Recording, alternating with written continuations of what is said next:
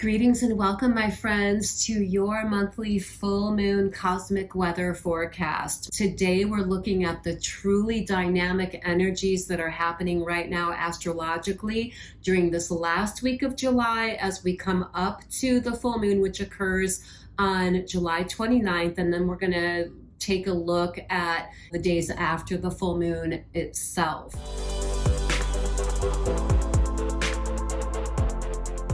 There are times in history where consciousness accelerates. And this, my friends, is truly one of those times. This full moon that we're coming into, which is going to be in the sign of Aquarius, and it's connected to that great cradle or basket formation that everyone's been talking about. This ultimately is an invitation for you to consciously participate in this next leap of evolution of consciousness that's happening within humanity right now. We're going to begin by looking at Mercury, because Mercury just went direct on July 23rd after being retrograde for about 3 or 4 weeks.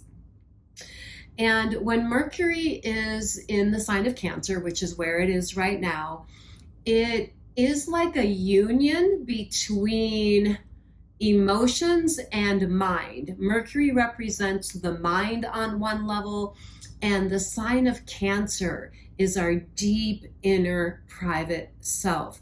Mercury retrograde had been an energy of revisiting. Where am I being influenced maybe by old, unconscious, unintegrated emotions that have been stirring within me?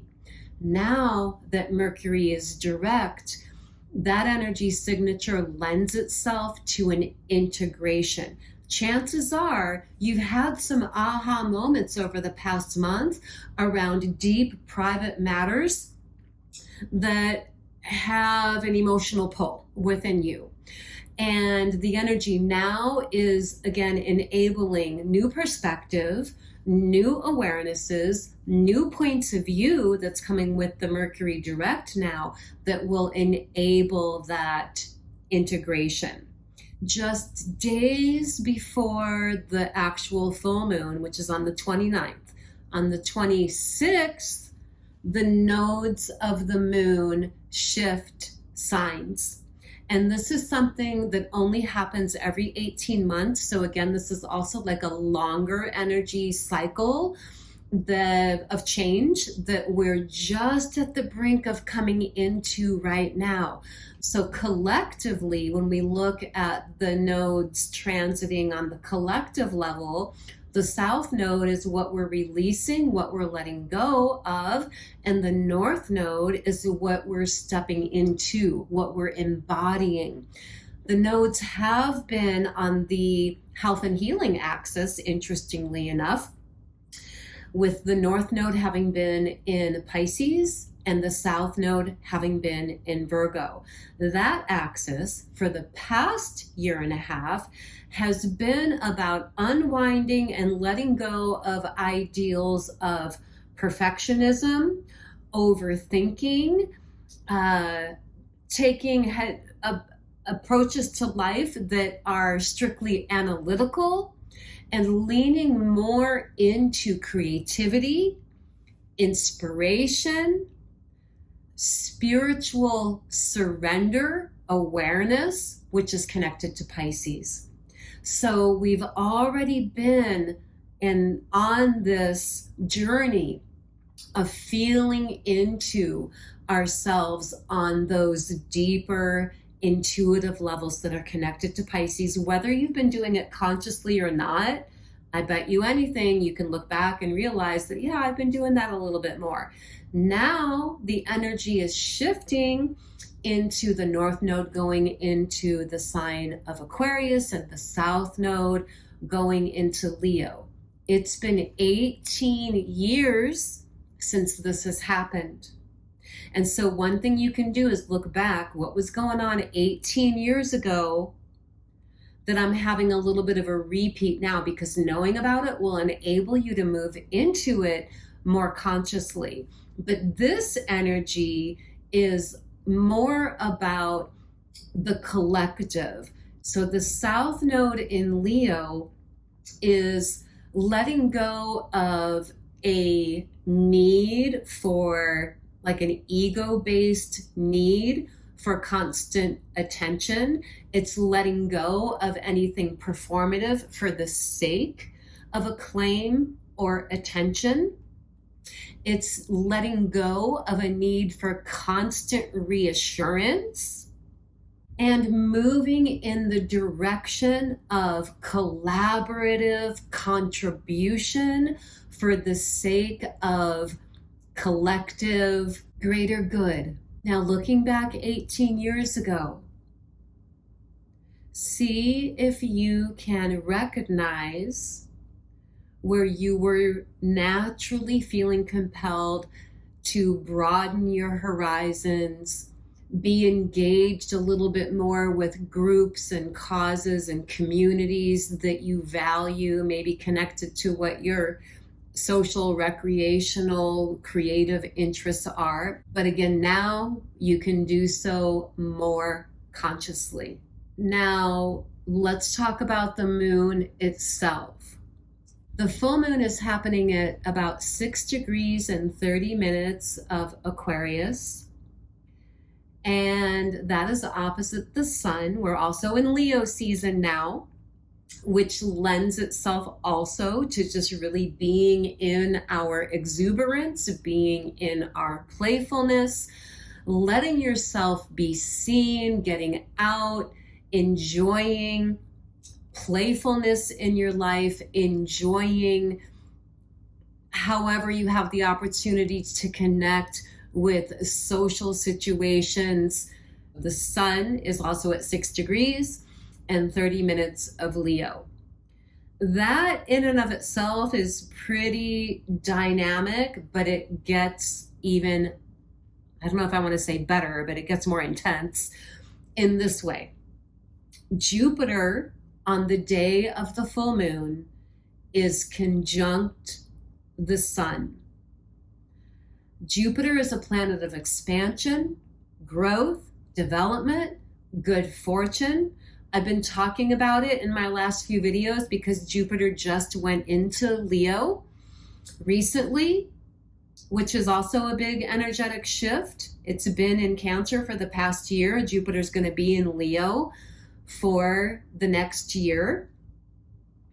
And so this is a really good time on practical levels for those of you who have creative ambitions, harnessing the power of Jupiter in Leo right now to give yourself a little boost in the direction of manifesting or expressing or sharing what your creative talent, skills, abilities, or ideas are, is definitely aligned with this energy.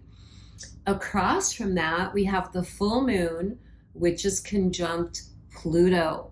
I'll talk a little bit more about Pluto and the Pluto component in a moment. But speaking of the full moon itself, the traditional ruler of Aquarius is Saturn. So we can say that the planetary ruler of this full moon is Saturn, but the modern ruler of Aquarius is also Uranus. And so we can say that this full moon is co-ruled by Saturn and Uranus. So if we distill that, Saturn, the planet of self-responsibility, in addition to other things like time, karma, things like that. I'm going to lean into the self-responsibility component here. And Uranus, innovation, self-responsibility in the direction of your personal innovation. Aquarius is very much about visionary thinking, leading edge, pioneering.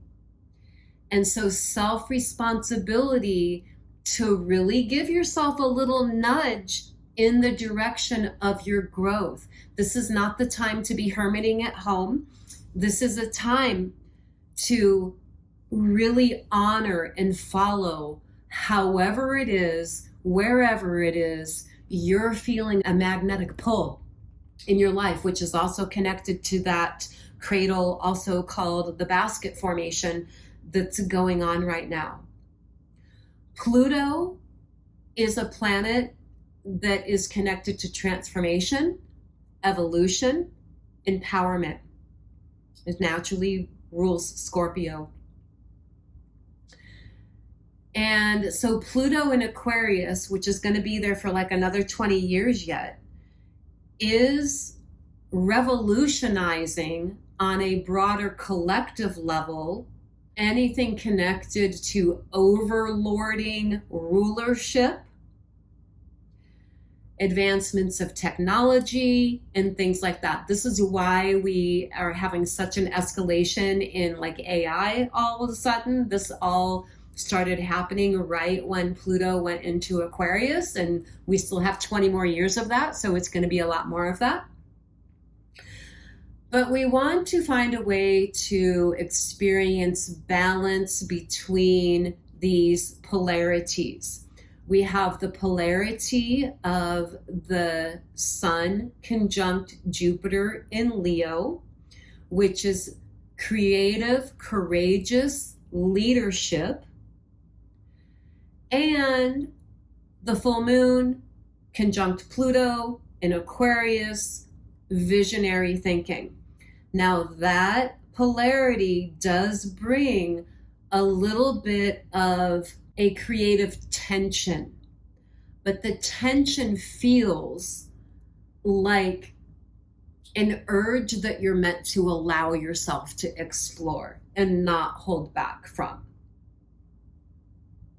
Where in you are you in your personal life having visionary thinking, innovative ideas coming into the picture, an inner pull towards creative self-expression and leadership in the way of leading yourself forward in your own life based on that creative impulse within you?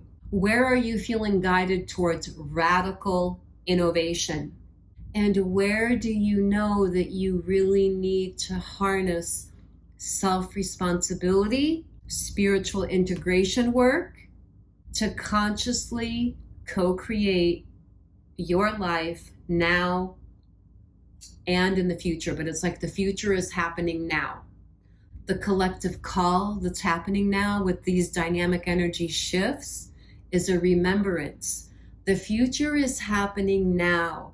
However it is that you choose to embody your energy, the actions you take, the inner intentions and motivations you have, your desires, how you're navigating yourself in alignment with what your passions are, whatever it is that you're choosing to embody internally in that vibrational feeling state, what you're intending and deciding right now is ultimately shaping up your future in the here and now. So this is a time that is really futuristic with all that's going on right now with the full moon in Aquarius, which is connected to that basket formation, which includes Uranus, which is the modern ruler of Aquarius. This is all very futuristic, as I said earlier, leading edge, pioneering energies. Now, this is happening collectively. We're definitely going to be noticing really over the next few years. One of the most dynamic things about this energy that's happening right now, it's not that it's happening for a few days or this week or even a few months. This dynamic cradle formation that we have going on, which I'm going to talk a little bit more about in a moment, is going to be of influence really for the next few years off and on. Now, this cradle formation, which is also sometimes called a basket formation, is involving the outer planets, which are connected to collective and generational change. However, it will have its own unique influence on you based on the houses it's falling in your chart. And that's what we're going to get into right now. So this cradle formation or basket formation is connected to Pluto in Aquarius, Neptune in Aries, which is retrograde now. This is another component of spiritual integration aspect. It's connected to Uranus in Gemini, which is that radical innovation energy, and Jupiter in Leo, which is courageous, creative, self-leadership. Now, this is what the energy is. But we, in this basket or cradle situation formation, we have to harness self-responsibility in the direction of conscious participation in order to really fully actualize the gifts that are contained within this basket formation. When you look at the basket formation, I'm going to pull it up here so you can see, you'll see that across from that, the house of Libra, Scorpio, and Sagittarius are empty. This is where you look in your chart to determine where to channel your conscious participation. It's going to be in the themes of those houses. Now, the overall themes that are connected to these houses, the Libra is going to be about conscious relationship.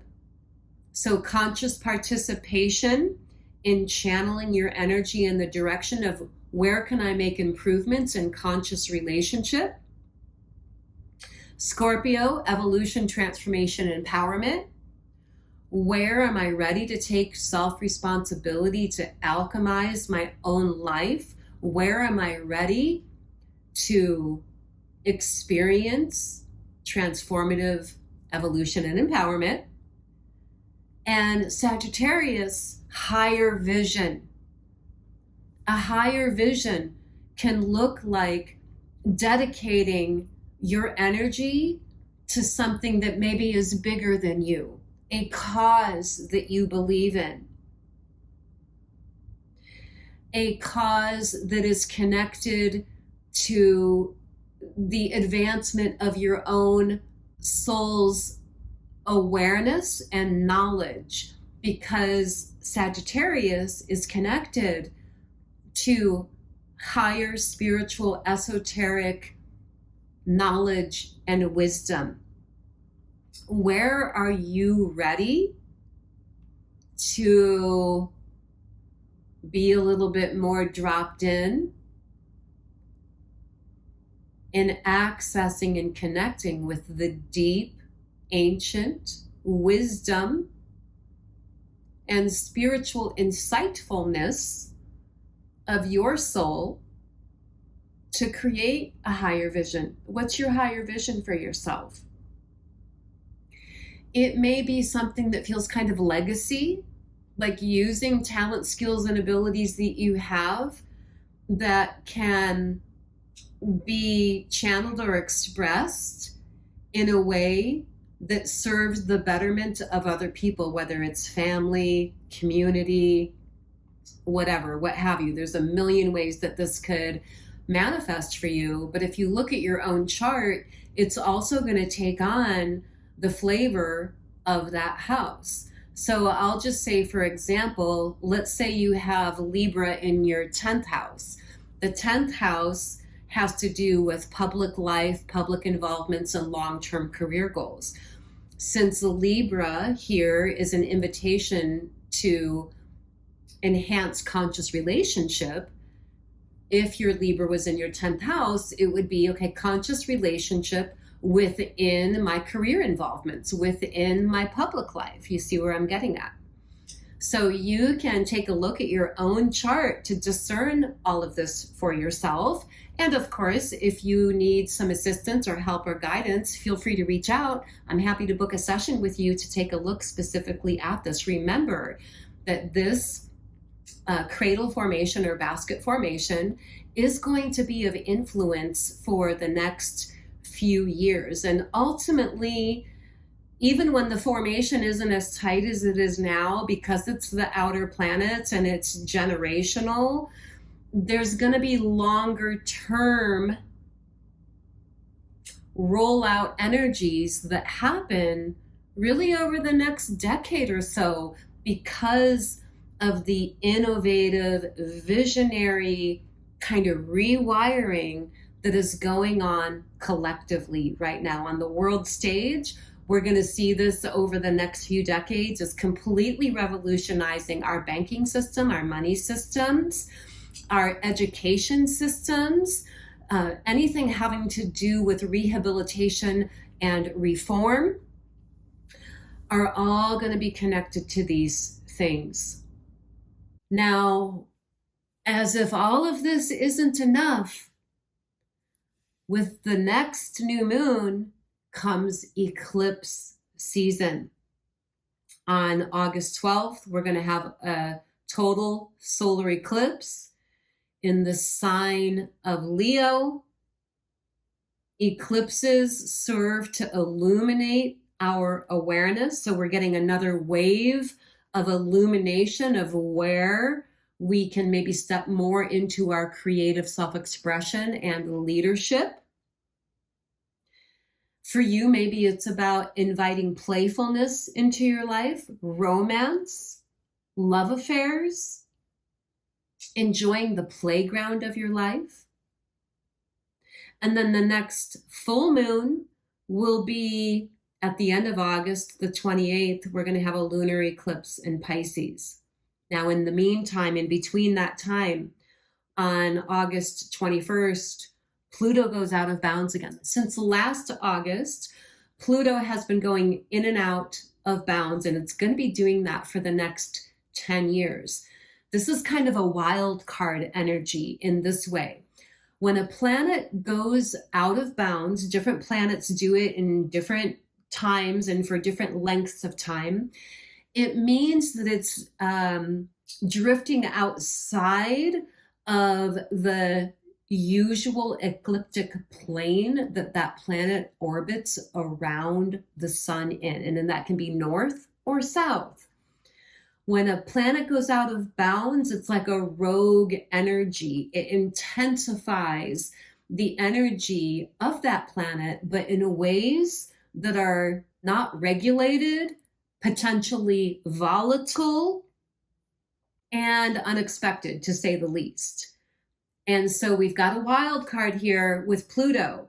This can mean, especially with its trine to Uranus, this can play out in the way of unexpected, delightful opportunities as well. So be aware of that. So there can be shock and awe in either end of the spectrum. Unexpected things that are happening that cause pivots. This is going to be global, of course, in addition to in your personal life, and unexpected things that are in the way of blessings as well. So again, knowing about the energy can support you in moving through it more deliberately, more consciously, in a less triggered way, I guess. Like when you know, okay, this is par for the course of the energy. I'm not going to let my feathers get ruffled. I'm just going to breathe and stay grounded, stay centered in my mind, body, spirit alignment, flow state, so I can access my soul guidance, my intuition to navigate forward. Which brings me to wanting to share with all of you, I have a series of life alchemy workshops that I'm going to be teaching starting late August and then through the rest of this year. It's going to be one a month from now to the rest of this year. that you can join me live in person at my healing center in Sedona, or you can join via Zoom. The first one on August 21st is an Akashic Records journey where I'm guiding you into learning how to access your own Akashic Records. The month after that in September is Awakening Intuition. Some of you know I am a professional clairvoyant psychic. I actually specialize in teaching intuitive development and psychic development. And so this workshop is giving you like all the foundations that you need to begin developing and strengthening and gaining confidence and using your intuition in everyday life as a tool of navigation. Then in October, I'm leading a shamanic shadow work journey where we're doing shadow work healing. November is Dream Alchemy, which is not about your nighttime dreams, but more the Toltec idea of life being a dream and your life being the canvas, the art that you're creating. So I'm really excited to be offering this Life Alchemy workshop series, and I'm going to put some links below so that you can check out the details and sign up. Again, you can join me in person in Sedona if you're going to be around, or you can join us via Zoom. Okay, guys, all my love, blessings. I'm going to see you around the corner in the next video. Take care until then.